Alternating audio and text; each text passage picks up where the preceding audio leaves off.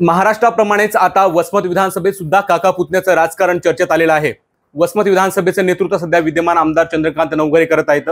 नवघरे हे जयप्रकाश दांडेगावकर यांच्या तालमीत तयार झालेले नेतृत्व म्हणून ओळखलं जातं आणि आता याच विधानसभा मतदारसंघामध्ये महाविकास आघाडीकडनं जयप्रकाश दांडेगावकर स्वतः तयारी करतायत। जयप्रकाश दांडेगावकर हे माजी मंत्री राहिले। तर साहेब, महाविकास आघाडीकडनं उमेदवारीची तयारी सुरू आहे तुमच्याकडनं?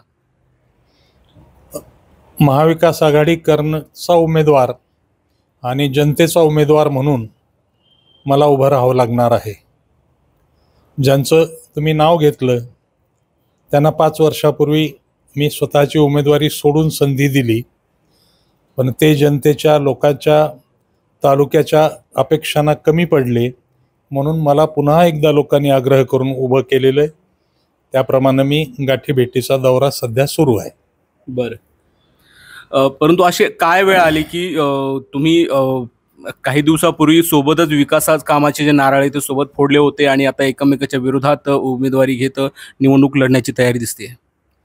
मी सांगितल्याप्रमाणे मी 19लाच थांबलो होतो। बरं, आणि नव्या कार्यकर्त्याला चांगल्या कार्यकर्ता म्हणून संधी दिली, पण आमदार झाल्यानंतर त्यांच्या वागण्यात बदल झाला। ज्येष्ठ राष्ट्रवादीवाले तर सक्त नाराज होते। नवीन तरुणाई सुद्धा त्यांचा निराशाभंग झाला होता की आम्हाला काही हाताला काम मिळेल, नव्या गोष्टी शिकायला मिळतील, पण सगळ्यांच्याच लक्षात आलं की हे माणसांचा उपयोग फक्त राजकारणासाठी करतायत। म्हणून आज घडीला मला पुन्हा उमेदवार म्हणून सगळ्यांनी उभं राहायचा आग्रह केलेला आहे। बरं, हे सगळं बिनसण्याच्या अगोदर तुम्ही नवघरेंना परत येण्यासाठी काही विनवणी वगैरे केली का? जेव्हा ते अजित पवारांकडे गेले होते, आता निवडणुकीच्या तोंडावर चर्चा सुरू होती की तशी बोलणं जाणार?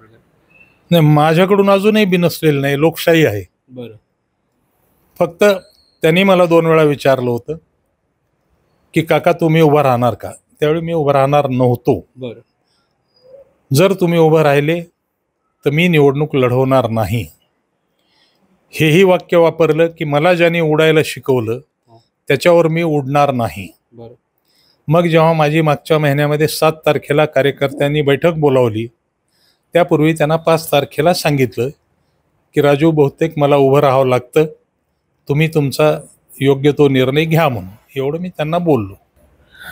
आता हे सगळं झाल्यानंतर नवघरेंशी काही संवाद साधलाय का की तुम्ही म्हणजे हे झाल्यानंतर, हे गोंधळ वगैरे झाल्यानंतर? जर प्रेम असेल तर प्रेमात समजून घ्यायचं असतं। बरं, संवाद साधण्याचा काही प्रश्न नाही, ते ज्युनियर आहेत, आतापर्यंत सल्लेनं चाललेत।